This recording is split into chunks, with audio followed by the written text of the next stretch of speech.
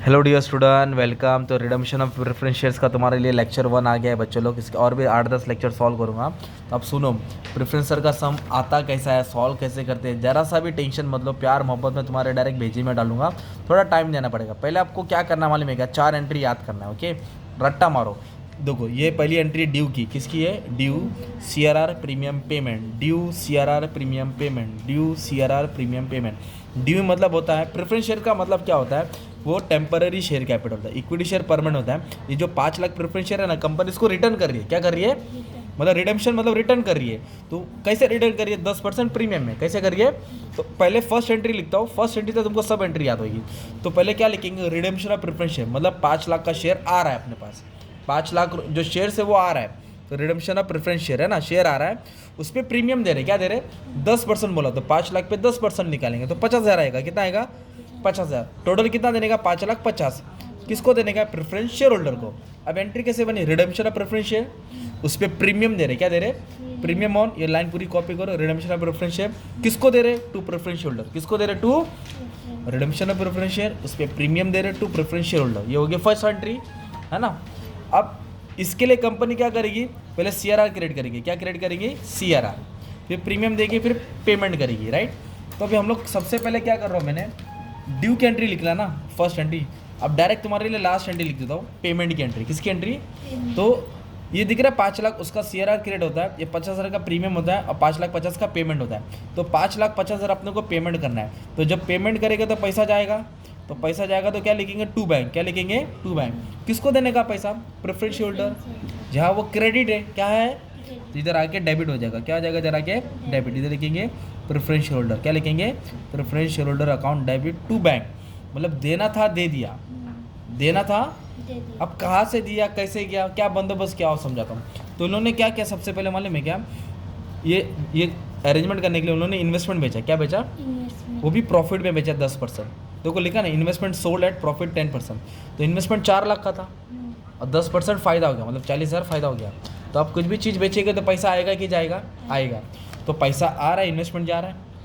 पैसा आ रहा है, इन्वेस्टमेंट जा रहा है, तो फ़ायदा हो गया ना। इधर लिखेंगे टू प्रॉफिट एंड लॉस। क्या लिखेंगे? प्रॉफिट एंड लॉस का मतलब होता है पैसा जमा हो गया, और डेबिट बोले तो लॉस। तो हमने क्रेडिट में क्यों लिखा? क्योंकि हमारा फ़ायदा हो गया।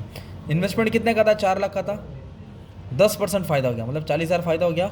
तो पैसा कितना आएगा? 4,40,000। Being investment sold. क्या लिखेंगे? इधर लिखेंगे being preference share capital due for redemption, due for redemption, being investment sold. अब इन्होंने इक्विटी शेयर भी बेचा। देखो, एंड इश्यू, क्या बोला? इश्यू मतलब दिया, 25,000 इक्विटी शेयर दिया। एक शेयर कितने का दिया? 10 का दिया। पार मतलब ना कम ना ज़्यादा। कभी कभी प्रीमियम भी बोला रहेगा तो टू सिक्योरिटी प्रीमियम लिखेंगे। तो 25,000 शेयर को 10 से मल्टीप्लाई करेंगे, मतलब 2.5 लाख का शेयर बेचा ना। तो शेयर बेचेगा तो पैसा आया, तो पैसा आया, इक्विटी शेयर गया, इक्विटी शेयर गया।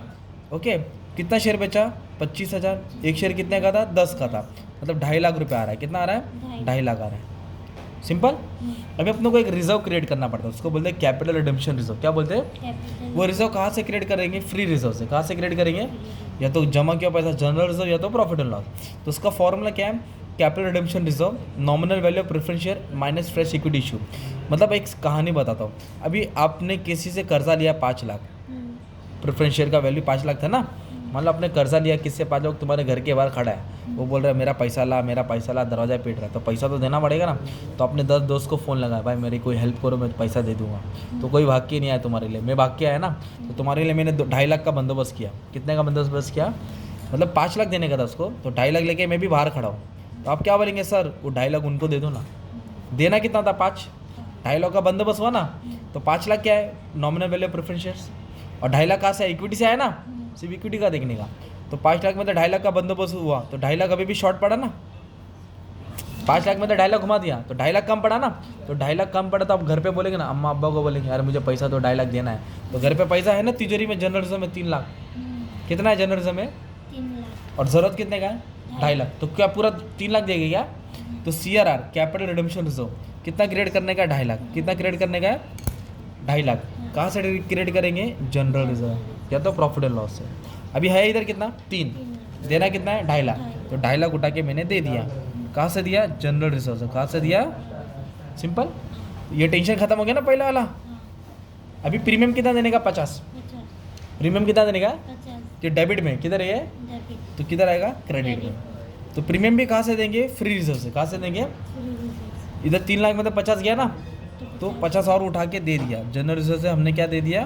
प्रीमियम दे दिया। या प्रॉफिट एंड लॉस से देंगे, नहीं रहेगा तो सिक्योरिटी प्रीमियम से भी दे सकते हैं, नहीं रहेगा तो सेक्रेटरी। है ना।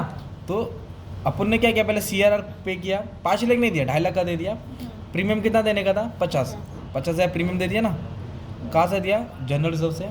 और पेमेंट कर दिया ना 5,50,000 का। किसको पेमेंट किया? Preference share holder. तो मैंने बोला ना, due, CRR, premium, payment. Payment करेगा तो पैसा जाएगा ना, किसको पैसा मिला? प्रेफरेंस शेयर होल्डर्स को। ये सम था ना, क्वेश्चन था, सम सॉल्व हो गया था। और 2 एंट्री कब बोनस की आएगी? जब बोनस शेयर बोला रहेगा, तो 2 एंट्री और लिखेंगे, CRR to bonus, bonus to equity share capital. तो इसमें भी सब घुमा फिरा के आएगा, तो तुमको याद करने का है कैसे क्या है। तो ये 6 एंट्री पहले लिख के रखने का, ये 6 एंट्री, और ये फॉर्मूला राइट पेज पे डाल देने का, है ना। और 5 लाख का समझो जो भी अमाउंट है, और इक्विटी से कितना आया उसको माइनस करके CRR का अमाउंट डाला, general reserve, profit and loss, premium कितना देने का था? 50, है ना। तो इस तरह तुमको एंट्री का पूरा सम था। किसका था? एंट्री का। ठीक है, हाँ, इसके साथ प्रैक्टिस करेंगे, आ जाएगा। Thank you very much and all the best for exam.